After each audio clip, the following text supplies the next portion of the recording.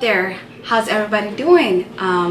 Thank you for tuning into this video for today. I go by the name Debbie. If you're new to my channel, welcome. I am really happy to have you here, and if you haven't subscribed, please take a moment to subscribe to my channel and make sure that you hit the notification bell so that you are aware of the videos that I post. And if you're not new, you're part of my squad, well, welcome back. It's always a pleasure to have you here. Yeah, you make this going, you know.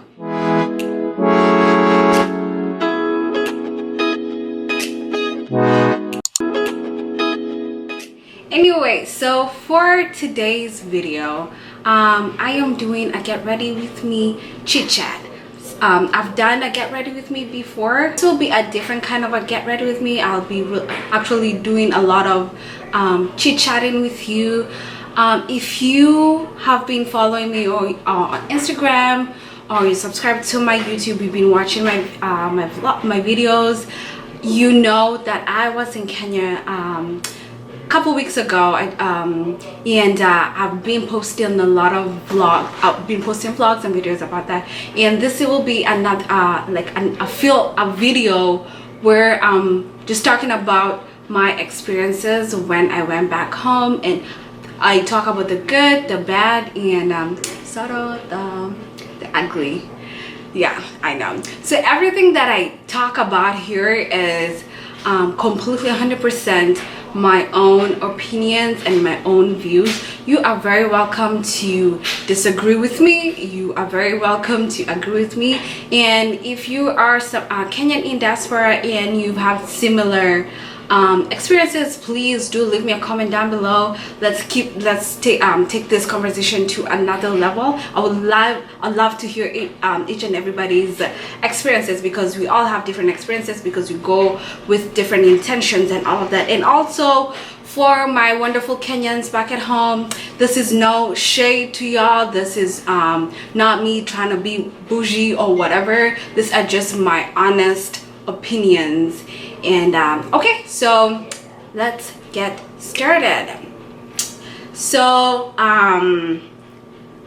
we'll start with me arriving in Kenya. So we land in Kenya, and the first, of course, you know, once you land,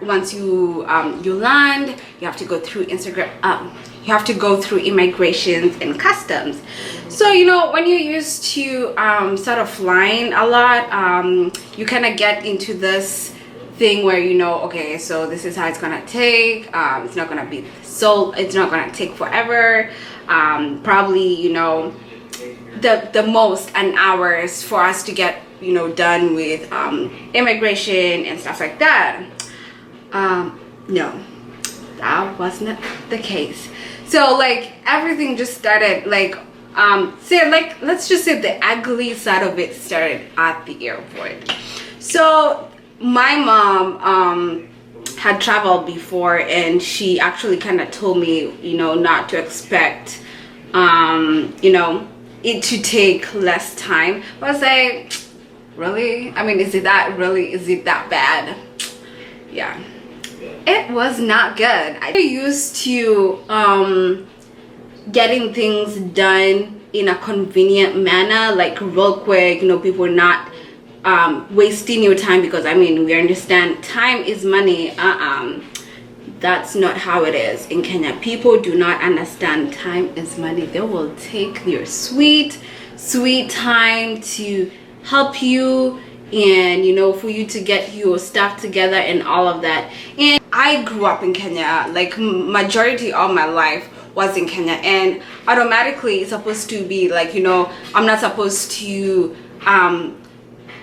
complain, or you know, I should be used to the kind of lifestyle. But when you move abroad and you live in a certain place for a certain number of years before you go back home, you get this other different perspective of things, and you're used to the lifestyle there. You know, you're used to getting things done conveniently. You know, in a day you do like a certain number of things. No, in Kenya that is not the case. People do not understand the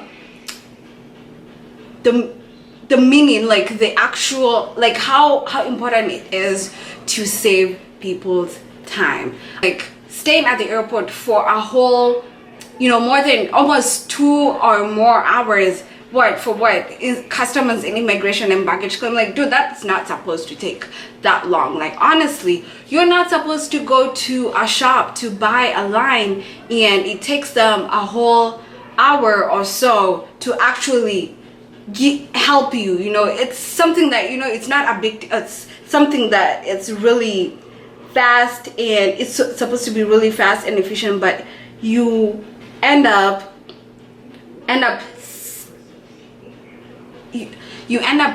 using so much of your time while you'll be doing that. You'll be using that time for something else. You get what I'm saying? So it was that was just really annoying. The thing was that really got to me was the crowdedness, or the crowded in Nairobi downtown. So while I was in Kenya, well, I was still living there, I never really used to go a lot to Nairobi downtown, but I mean, I used to like going to. So the reason why I wasn't going to was because of certain reasons. Okay, you know, like, well, my parent would be like, no, it's not really safe for you out there, blah blah blah. I'm like, okay, well, but you know, in my rebellious notion, I was like, you know, okay, I would go whenever they're not there and stuff like that. Anyway, so it used to be crowded, but I don't think it was crowded the way it is right now. Like, you know, you walk in town and people are just brushing through your shoulders. Do you know how irritating that is? And look, I'm not trying to be bougie or whatever. That's just really irritating when you know, you've been used to people minding your own space, you know, the concept of private space, but y'all don't understand how important private space is. Like this around me, that is really important to me. And when you have to walk in a place where people are just brushing past you and just, you know, hitting your shoulders and stuff like that becomes really annoying. The thing is that they don't care. Like, dude, nobody cares. Nobody. You're like, it's you. If you're left there upset, everybody's just going to buy their own things. It's just you by yourself right there. So, you know, those are some of the things you tend to be like, okay, hold on. I have to realize where I am right now. So I need to, if I need to enjoy my time here, there's certain things that I just have to kind of, you know, get used to it. You know, you don't really have to get used to it, but you tend to, you know, you are like, okay, you know, for me to have a good time, for me to enjoy my time here, like, look, I'm on vacation, I came to visit friends and family, I need to have a wonderful time, so I'm gonna get used to this. But that's the thing, like, you shouldn't be at a point where you have to get used to crowdedness. Like, I was thinking, I mean, you know, if the government ever thought of trying to expand other kinds, you know, other cities out there, I mean, Nairobi's town in itself is not a big city. It's a big city, but it's in a small area where you're like, everything is there, and it brings congestion. And as with time going, you know, they keep on adding more buildings. You know, you're building this apartments, you're building this office space buildings and stuff like that. They're adding more malls and stuff like that, and you're like, well, how much can the city, like, you know, take up?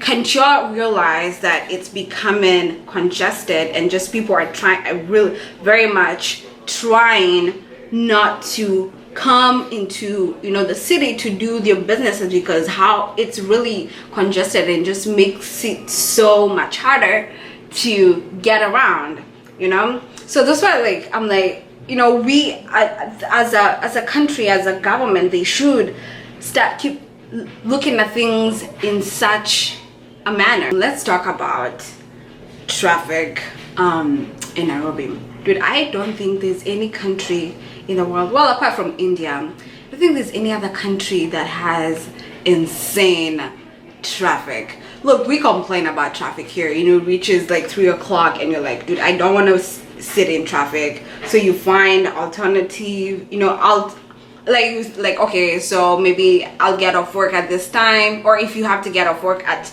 you know, rush hour time, you think of something else that you can do to pass, you know, to pass time so that traffic can go by. Oh, you figure out like other different routes to use to get home, because yeah, you know, you're tired, you need to get home and, you know, do other stuff. No, oh no, there's nothing like that in Kenya. Let me tell you, any time of the day there is traffic. There's no one time you'll be like, you know, oh, it's 12 p.m. you know, there isn't traffic, I'm gonna get where I want to go like real quick, so let me just leave the house at that time. No, nothing like that. Let me tell you, there is nothing like that. But like, the thing is, Kenyans are buying, you know, are at a point where you're trying to, you know, buy personal cars and stuff like that, you know, trying to get away from the hassle of using public means of transport. But we forget that public means of transport are everywhere, and there's so many, and they're unregulated. And I tend to think, what I actually noticed is that majority of that traffic was coming about because of the unregulated public means of transport. Like, these drivers just think that, you know, they're gonna run the town and stuff like that, and drive the way they feel like and stuff like that. And you, as a person with your personal car, you have to sit there and have to take the traffic that's being caused by this ruthless drivers in their matatus and stuff like that. Like, it's ridiculous. Like, they should find a way of how to regulate the public means of transport, you know, find where, you know, places where they can station them, like outside the CBD area, the town itself. So there's this other thing, you know, like people, like, for example, people in Kenya, they talk and they're like, you know, you guys who are in diaspora are the ones who are supposed to come and, you know, help us, you know, expand this country, you know, change the government, change how things are being done out here and stuff like that. I'm like, okay, sure, I hear what you're saying, but you know what I noted is that there's a way Kenyans think that is just, I don't know how I can explain it. Like, somebody's doing this, you know, they do things because somebody else is doing it. So, and you're like, okay, why can't we change such and such? You know, why can't we try and do something different like this? And they're like, but nobody's doing it. Well, if nobody's doing it, why don't you as a person be like, okay, I'm the first person, I myself will try and change this, and then, you know, other people will follow. You know, they'll be like, okay, yeah, so they're doing this, okay, we'll follow. Sorry, apologies for that. My battery died while I was filming. So anyway, I was talking about you know, how there is this mentality of where people in Kenya really don't want to change things just because everybody else is doing it. So okay, I'm gonna give you an example of what I mean by that. So I know that, like, there's so many places where, you know, like on an intersection, you expect, you know, there's gonna be like a stop sign or something like that, so that it can make it easy for cars to get by each other. But dude, there's nothing like an like stop sign in Kenya, or I mean them obeying traffic lights and all those traffic signs. You'll be left there, you by yourself, trying to respect traffic rules, traffic signs, and all of that. Like, it is really ridiculous. And I'm like, why aren't there, you know, stop signs? And the person who I was talking to, he's saying, well, I mean, it's always been like this, so, and people have learned how to maneuver. I'm like, this is not how people are learning to maneuver past each other at a stop sign. Like, you at an intersection, you can see how chaotic it is at an intersection, and we're like, well, this is not right. But nobody has changed that, and people are okay. I mean, they're like, oh, we've been doing this for like forever, so I mean, what's the big deal? It is a big deal. Kenya as a country, as a whole, if we need to get out of the, you know, developing country, you know, quote unquote per se, status, we need to do something about things. And development is not coming where as a way where all people are building new buildings, or the new malls coming up. There are malls like everywhere. Okay, fine, good, yeah, that's some, you know, some degree of development. But development comes where, you know, you see there are changes in the economy, there are changes where you see things are running different, not how they were running 10 years ago, 20 years ago. Mindsets have been changed. You know, you get what I'm saying? You're not okay with, oh, we've been doing this since forever, so that's fine, we've become accustomed to it. Yeah, that's okay, but things need to change. People are moving, like countries are developing ways, lifestyles, ways of doing things are moving, are changing. So we can't remain where we are with the mindsets that are there. That's how corruption will never end in the country. That's why we have the same sort of leaders coming back to lead the country. That's why we have, like, now apparently we have 2 presidents. I mean, what is that though? Like, what is that, honestly? Like, we need to be serious, for real. We need to be legit serious. Last thing that I really want to, you know, talk about that I found was a crucial thing. Look, I know we're Africans, and Africans don't really know what customer service is, but y'all, it is essential. It doesn't matter if you're 90% of your customers are tourists, or 90% of your customers are local people. It does not matter. I, as a customer, I am coming to your business. I am coming to expand your business by me coming to use money to buy the services that you're offering. But since I am taking out my money to buy the services that you're offering, I expect you to give me good, excellent customer service, because I am paying for those services. Like, I don't need to come to a restaurant and sit there and have to call you as a waiter, oh, you know, I need to make an order. No, first of all, I need to come into a restaurant.